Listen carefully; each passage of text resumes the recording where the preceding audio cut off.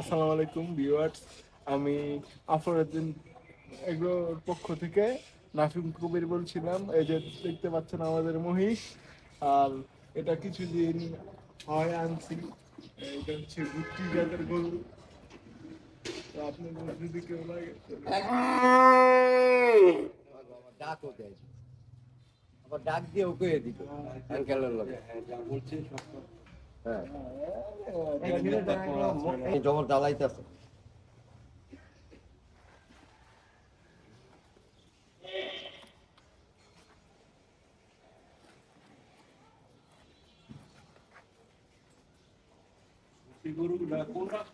জামাল, এখানে দেখো, এখানে অগটা নিয়ে আয়।